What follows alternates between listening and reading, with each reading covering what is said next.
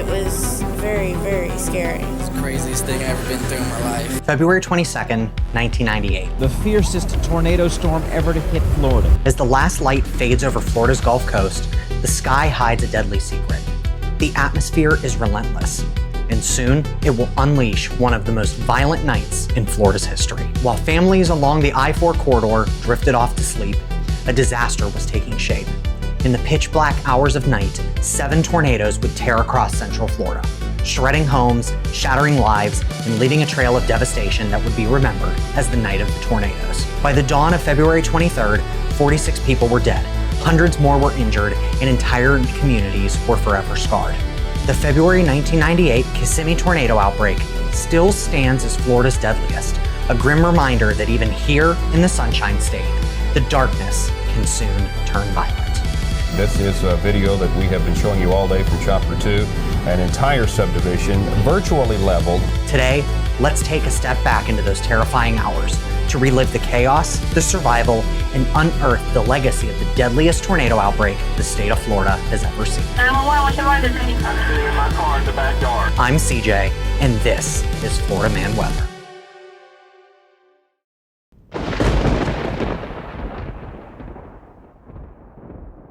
Florida is no stranger to tornadoes. Believe it or not, Florida actually sees more tornadoes per square mile on average than any other of the 50 states. While most of these tornadoes are brief and weak, passing with little more than wind-blown debris and fleeting headlines, on rare occasions, Floridians have learned that even here, beneath the palms and sunshine, the atmosphere can summon storms of staggering violence. This point was well in the forefront of forecasters during the winter of 1997 through 1998. That season was one of unease. Why? Well, a powerful El Niño had taken hold in the Pacific Ocean, tilting the balance of weather across North America. In El Niño years, the jet stream sags further south than usual, which usually results in rainy, stormy, and cooler than average weather for the Gulf Coast and adjacent regions of the United States. This El Niño pattern also comes with an elevated risk of severe storms for Florida, as the conditions favorable for severe weather are more plentiful this far south. And in this particular winter, the jet stream was relentless. By February alone, Floridians had already endured months of pounding storms, widespread flooding, and outbreaks of tornadoes, and the toll was already severe. Storm damage over the winter months was already estimated at nearly $500 million. And 54 of Florida's 67 counties had already been declared federal disaster areas. All of this was only a prelude. The atmosphere was not finished with Florida, and while meteorologists warned that El Niño winters often carried that ominous edge, the state was still weary. As February drew to a close, Florida was unaware that its darkest night yet was just laying ahead. Starting on Sunday, February 22nd, a powerful storm system swept into the southeastern United States, setting the stage for one of Florida's most dangerous severe weather events. To understand why this setup was so threatening, it helps to break down those ingredients that came together. Meteorologists often explain tornado outbreaks like baking. You need the right mix of moisture, instability, lift, and wind shear. And without all of those ingredients, the cake just doesn't turn out. But on this night, all of those ingredients were right over top of Florida. High above the ground, a strong disturbance pushed through the atmosphere, accompanied by a roaring subtropical jet stream, moving at around 140 knots. That's over 160 miles per hour. Meanwhile, a developing low-pressure system situated near Mobile pulled a cold front that sagged across the Gulf towards the peninsula's west coast. Ahead of this cold front, winds just above the ground raced from south to north at over 50 knots. That's 58 miles per hour. When winds change speed and direction with height, we call it wind shear. It creates rotating thunderstorms known as supercells.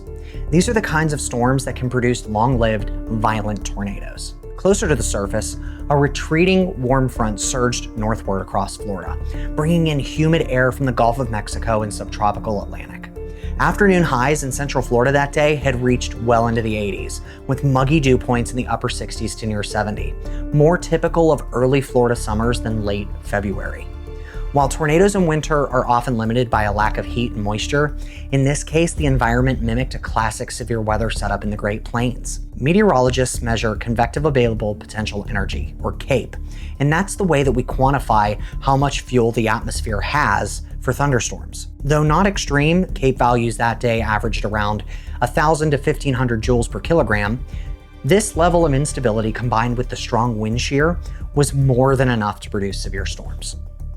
Another important piece of the puzzle came from earlier in the day. Radar and satellite imagery showed a line of storms moving across North Florida that left behind an outflow boundary, or in essence, a mini cold front. These boundaries can act like invisible roads that guide new storms, focusing the low-level winds into tighter, more favorable zones for rotation. And Florida's unique geography also played a role.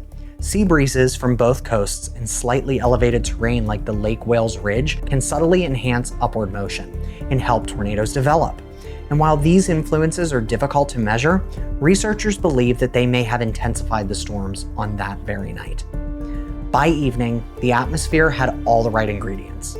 The Storm Prediction Center had issued Tornado Watch number 58, alerting residents of Central Florida to the threat.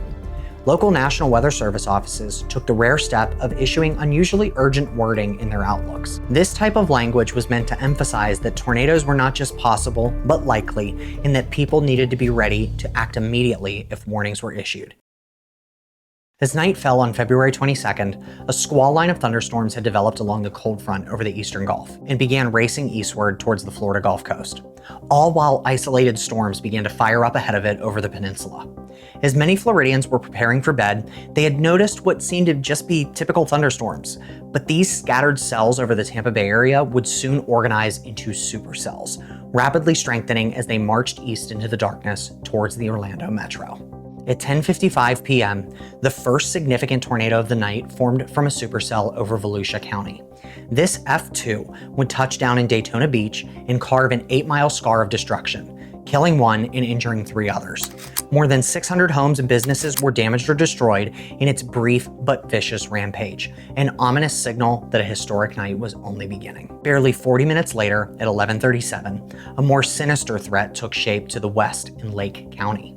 The first F3 tornado of the night, an intense tornado by Fujita scale standards, and a rarity in Florida. At first, it seemed minor, spinning harmlessly through sparsely populated woods. But as the storm pushed into the Orange County suburbs of Orlando, the storm intensified. Within moments, neighborhoods in Winter Garden and Ocoee were under siege.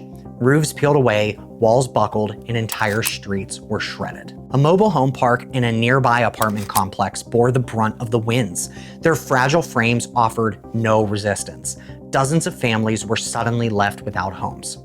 In Orange County alone, 500 structures lay in ruins, and among the wreckage, 3 lives were lost in Winter Garden. Survivors spoke of flying debris slicing through the night air, of cars tossed like toys, and of the terrifying sound that heralded the storm's arrival. The damage surveys, they revealed not just the roofs ripped away, but well-built homes were stripped of their exterior walls, signatures of a powerful mid-range F3. Meteorologists later confirmed that this was the work of the Outbreak's second supercell, a storm that would prove dangerously cyclic, which means that it spawned tornado after tornado in rapid succession. When the Winter Garden funnel finally lifted north of Lockhart near midnight, its parent supercell wasted no time. Within 10 minutes, the storm cycled, and another vortex was already tightening to the northeast. For residents still reeling, there was no reprieve. Another community was already in the crosshairs. At 12:10 a.m., the second F3 tornado of the night would drop from the sky over Seminole County, just northeast of Longwood. This tornado would rip into Sanford and Lake Mary, killing 13 and injuring at least 36 more. For many, the storm struck without warning. It arrived in the dead of night when families were asleep. Survivors had described scenes straight from a nightmare. Dennis Wolf, who lived in Sanford on Dawn Avenue, remembered huddling with his wife, whispering prayers as the whistle of wind announced the monster outside. They survived, but their son's best friend unfortunately didn't. Kala DeVault, another resident, likened the destruction to a war zone. Entire blocks of mobile homes were flattened. A baby was reportedly torn from its parents' arms, while neighbors searched desperately for missing children in the wreckage. First responders arriving to the scene of the devastation faced a nearly impossible task. Roads were choked with debris, power lines were laying tangled across neighborhoods, and darkness cloaked the devastation. Search and rescue teams brought in dogs to locate the missing, but some victims, unfortunately, wouldn't be discovered until days later, testament to how violently homes had been destroyed. By the time the funnel dissipated near the St. Johns River at around 12:30 a.m., at least 625 structures had been damaged or destroyed across the two counties. The Sanford F3 alone claimed nearly 1/3 of the outbreak's fatalities, and its impact was magnified by geography. Sanford's mobile home parks and modest housing left thousands exposed to winds more common in the Great Plains than in Central Florida. What made the devastation more chilling was that the storm was warned. In Seminole County, residents had about 10 minutes of lead time, but in the dead of night, few heard the warnings, and many were unable to act in time. The picture was horrifyingly clear. 2 deadly tornadoes had already slashed through the Orlando metro, and the night was far from over. The most destructive chapter was just about to unfold to the south in neighboring Osceola County. Around 12:40 a.m., a monstrous funnel descended over rural northwestern Osceola County. This long-lived, merciless F3 seemed destined to carve its name into history. Moving at highway speeds, the tornado roared to the northeast, slamming straight into Kissimmee. The funnel would first barrel into the Ponderosa RV Park, a community filled with retirees and seasonal residents. Rows of recreational vehicles, campers and motorhomes that had already served as cozy winter retreats were shredded in twisted heaps. In seconds, the tidy park became a junkyard of mangled aluminum and splintered wood. Survivors would speak of chaos and helplessness, and of RVs thrown atop one another, of debris raining down like shrapnel. Surveyors later reported nearly total devastation in a narrow corridor through the park. 8 residents were killed in Ponderosa alone, their lives cut short in an instant. But the tornado's fury was only intensifying. Crossing into the adjacent Morningside Acres mobile home park, the storm unleashed its deadliest assault. This Morningside mobile home park was a close-knit community of manufactured and mobile homes. They stood no chance against winds that ripped roofs, walls, and foundations away in seconds. Entire blocks were leveled to bare slabs, and of the tornado's 25 total victims, an almost unimaginable 15 lost their lives in Morningside Acres, making it one of the deadliest single tornado strikes on a neighborhood in Florida's history. Survivors emerged at dawn to find not just destruction, but silence. Whole families were gone and neighbors were missing. Lives had simply been erased. By the time the tornado pushed into nearby subdivisions, it was at full strength. In the Lakeside Estates neighborhood, homes were severely damaged and several residents were left injured, though, miraculously, no lives were lost. After devastating Kissimmee, the funnel cut across southeastern Orange County, slashing through sparsely populated swamps, forests, and the remote edges of the massive Deseret Ranch. By then, its energy had waned, though it still damaged structures and trees in the Lake Hart and Lake Mary Jane area. As the tornado approached the Orange-Brevard County line, the funnel weakened further before finally lifting at 1:30 a.m. When the Kissimmee F3 finally dissipated, it had been on the ground for nearly an hour, cutting a 38-mile path across central Florida. In Osceola County, 25 deaths were confirmed, with 23 concentrated in the 2 mobile home parks, Ponderosa and Morningside Acres. This single tornado exceeded the death toll of any other tornado in Florida history, surpassing even the infamous 1962 Panhandle tornado that killed 17. About 5 minutes after the Kissimmee F3 had touched down, the same supercell that was responsible for the earlier Ocoee and Sanford F3s cycled again, and a new tornado reached the ground near Oak Hill in southern Volusia County. Though rated only F2 and mercifully striking mostly rural land, its brief existence was still violent. Trees were shredded, barns were twisted apart, and about 10 mobile homes felt its wrath.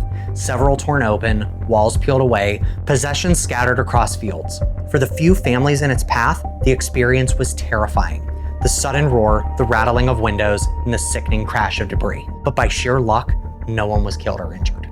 Within minutes, the tornado dissipated, leaving behind a scarred reminder that Central Florida's skies were still bristling with danger. About 10 minutes after the Kissimmee F3 had lifted, its parent supercell cycled and dropped another tornado. This tornado would touch down south of State Road 50 and west of I-95 in northern Brevard County and blew through southern sections of Titusville, staying on the ground for approximately 7 miles, damaging or destroying more than 100 structures. Luckily, the supercell responsible for the Kissimmee F3 and Titusville F1 cycled just as it passed over the Great Outdoors RV Park, one of the largest in the United States, housing 1,000 recreational vehicle lots, sparing its thousands of occupants from more death and destruction. As the outbreak began to wane in the early hours of the 23rd, the final act would take shape roughly around 2:30 in the morning, as the last tornado of the outbreak descended into the waters of the Banana River Lagoon just east of Merritt Island in Brevard County. Drifting ashore the eastern side of the lagoon, the slender F1 waterspout turn tornado brought one last round of destruction. This tornado would slam into the busy facilities of Port Canaveral and the northern sections of the city of Cape Canaveral, damaging about 30 buildings and leaving behind more than $1 million in losses. Shipping containers toppled like toy blocks, roofs peeled back, and port workers were jolted awake by the furious winds. Fortunately, there were no casualties, and after lashing the coast for a few more minutes, the tornado slipped into the Atlantic, where it then vanished into the night. By a little after 3 in the morning on February 23rd, the atmosphere across Central Florida finally began to calm. The storms that had unleashed the unprecedented devastation had moved off the peninsula, leaving behind an uneasy silence. In just 4 to 5 hours, 7 tornadoes had ravaged Central Florida, each born of only 2 supercells. When dawn broke on February 23, 1998, Floridians awoke to scenes of utter devastation. Television broadcasts showed aerial footage out of the Central Florida neighborhoods reduced to ruins, entire swaths of homes erased, as if by an unseen hand. Along the I-4 corridor from Orlando northeast towards Daytona Beach, the daylight revealed what the night had hidden: destruction that was compared to war zones, or even that of Hurricane Andrew's aftermath in southern Dade County. One responder searching through the remains of a trailer park described it as the sound of death in the darkness, with rescuers listening desperately for faint cries amid the wreckage. Florida hadn't endured a tornado disaster of this scale in over 30 years, and the tragedy would force a reckoning with how the state safeguarded its people against such sudden violence. In the immediate aftermath, as the darkness of night had still been draped across the peninsula, response began swiftly, albeit under immense strain. In a matter of hours, entire communities across 5 counties had been struck, overwhelming local resources. Firefighters, police, and EMTs were inundated with calls. Whole neighborhoods needed help at once. In the hardest hit areas, like Kissimmee and Sanford, makeshift command posts were established before sunrise. Search and rescue teams, joined by K-9 units from neighboring cities, fanned out through the debris. Progress was agonizingly slow, and in some mobile home parks, the obliteration was so thorough that landmarks were gone, making it difficult to even know where the houses had once stood. Some victims remained hidden under the rubble or flung into nearby fields and ponds, not recovered for days. Hospitals across the region, including Orlando Regional Medical Center and Florida Hospital, activated their disaster protocols before dawn. More than 250 injured people poured in, suffering everything from deep cuts and broken bones to critical traumas. The volume was staggering, yet doctors and nurses worked tirelessly to stabilize the wounded. Many who might otherwise have perished survived thanks to rapid medical care and sheer luck. By daybreak, Florida Governor Lawton Chiles had declared a state of emergency, unlocking state resources and the National Guard. Florida's emergency response team rushed in generators, lighting, equipment, water, and other essentials. Guard units secured damaged neighborhoods, deterred looting, cleared roadways, and set up temporary shelters and first aid stations. Yet, communications was a major obstacle. With power and phone lines down, coordination was reduced to portable radios and satellite phones, hastily brought out into the field. Accounting for the missing was another ordeal. In RV and mobile home parks, records were incomplete and many residents were seasonal visitors. At the Ponderosa RV Park, several victims were winter tourists whose identities took days to confirm. Medical examiner offices labored around the clock, sometimes relying on DNA or dental records to identify their victims. Each name confirmed carried a heavy weight, slowly bringing into focus the true human toll. Even amid the devastation, stories of quiet heroism emerged. Neighbors became rescuers in the first moments after the tornado struck. One man saved a baby who had been tossed into a tree acting on instinct rather than training. In Sanford, a group of teenagers dug through wreckage with their bare hands to free an elderly couple before first responders could arrive. Radio stations, still able to broadcast, became lifelines, relaying names of the missing, connecting families, and offering a fragile thread of hope when phones and electricity had gone silent. By nightfall on the 23rd, most of the missing had been found, though the death toll climbed into the dozens. State leaders acknowledged that what was already clear. The outbreak was among the worst non-hurricane natural disasters in Florida's modern history, and the scars that have been left behind, physical and emotional, would linger long after the debris was cleared. The recovery that unfolded in the months after the outbreak was both heartbreaking and inspiring. Across Central Florida, communities rallied. Churches and charities distributed food, clothing, and emergency funds. The Red Cross and Salvation Army fed and sheltered displaced families, while neighbors leaned on one another in ways that words can scarcely capture. Yet some scars could not be healed. In Kissimmee, blocks once filled with winter visitors and retirees became vacant lots. Ponderosa RV Park, one of the hardest hit sites, was never again a residential community. Morningside Acres 2 was forever altered, parts of it remaining green space where homes once stood. Survivors marked anniversaries with vigils and memorials, carrying forward the memory of those lost. A prayer service in 2008 and again in 2018 gave voice to the grief still present, but also to the resilience that had carried families through. Individual stories added depth to the community's healing. Survivors like Dennis Wolfe, who rebuilt his Sanford home with a dedicated safe room, became advocates for weather preparedness. Families such as the DeVaults, who lived through the devastation, resolved never again to be caught unready, proudly showing off the weather radios they purchased afterward. Miraculous stories offered glimmers of hope. Baby Jonathan, swept into that tree by the tornado and surviving unscathed, was celebrated each year on what his family called his second birthday. Another couple, lifted inside a bathtub that landed yards away intact, credited that small act of shelter with saving their lives. These accounts became local lore, passed down as reminders that survival was possible and that preparation mattered. The emotional toll? That was harder to measure, but no less profound. Survivors admitted that thunder at night could still trigger sleeplessness, that the whistle of wind against windows was enough to stir old fears. Yet, those same memories fueled a heightened awareness. Meteorologists observed that Central Floridians became tornado savvy in the years after 1998, more likely to heed the warnings, more practiced in safety drills, and more mindful of the sky. In that sense, the suffering carved out a legacy of vigilance, one that has likely saved lives in storms since. The 1998 Kissimmee Tornado Outbreak, while not Florida's most prolific event, left a mark that reached far beyond the neighborhoods it destroyed. 7 tornadoes tore across the state in one night, leaving 42 people dead and 260 injured. In the months following the outbreak, leaders at every level of government were forced to pause and reflect. Local officials convened hearings and community forums, inviting survivors and experts alike to share what had gone wrong and where preparedness had succeeded. At the state level, the tragedy reignited debates about safety in Florida's most vulnerable housing, mobile and manufactured homes. While Florida legislators in the late 1990s were already moving the state toward a unified statewide building code, the 1998 outbreak underscored exactly just how fragile manufactured homes could be. Florida was, as one report concluded, overrun with unsafe mobile homes, and legislators began pressing for tighter anchoring requirements, stronger tie-downs, and initiatives to encourage residents to retrofit or replace outdated units.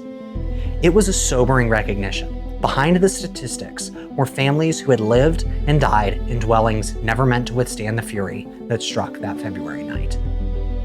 As lawmakers scrutinized how homes were built and anchored, meteorologists and emergency managers were asking a parallel question. How effectively were residents being warned when it mattered most? Remarkably, every one of the tornadoes on the night of February 22nd and 23rd, 1998, fell within an active tornado warning issued by the National Weather Service.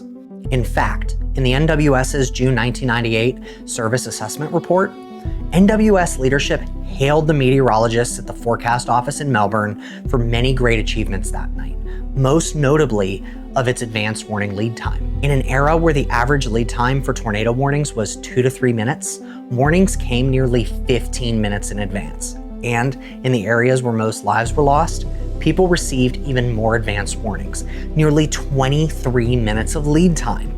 By all conceivable measures, this was a huge success story for the NWS's warning system. How then had the night ended as one of the deadliest tornado outbreaks in Florida's history? The reality was that warnings, no matter how timely or accurate, only save lives if they reach people in ways that compel immediate action.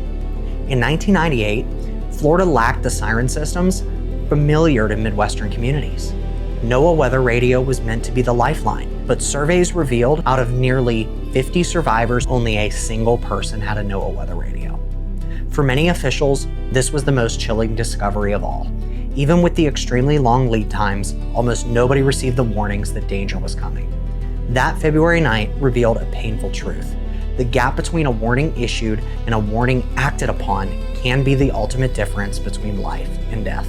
Building resilience finally won out in Florida, and the Florida Building Code, formally adopted in 2002, raised construction standards for the entire state. Though designed primarily with hurricanes in mind, the strengthened roof tie-downs, wall connections, and wind-resistant materials also made homes less vulnerable to tornadoes. For mobile homes, post-FBC enforcement of installation rules became stricter, and some communities added hardened communal spaces, recreation halls or shelters where residents could gather when storms threatened. Even so, officials acknowledged a haunting truth. A mobile home is never safe when facing a direct strike from a tornado. For scientists, the outbreak was a laboratory of hard lessons. It spurred studies on why Florida's winter tornadoes, so often linked with El Niño patterns, proved so deadly. Researchers examined radar archives, refining detection algorithms for rain-wrapped storms that gave little visual signature. They studied the Lake Wales Ridge and other local features, probing whether geography played a role in storm intensification. The knowledge gained contributed not only to Florida's safety, but to the broader understanding of severe weather in subtropical climates. In the end, the 1998 Kissimmee Tornado Outbreak stands as Florida's darkest tornado tragedy. 42 lives were lost, their absence still felt by families and communities. Their memory fuels reforms in codes, communications, and culture. The story of the night of the tornadoes is one of devastation, yes, but also one of resilience. Out of the rubble rose stronger homes, wiser communities, and a state more aware of its vulnerability and its determination to save lives. It is a story that cautions Floridians to respect the weather, to prepare, and to act quickly. But it is also a story that offers hope, that through remembrance, reform, and resolve, tragedy can be transformed into a legacy of safety.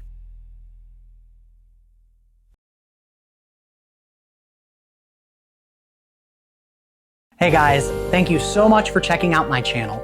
If you enjoyed the video, please be sure to like, comment, subscribe, and ring that bell so you don't miss more content like these. Thanks again, CJ, Florida Man Weather.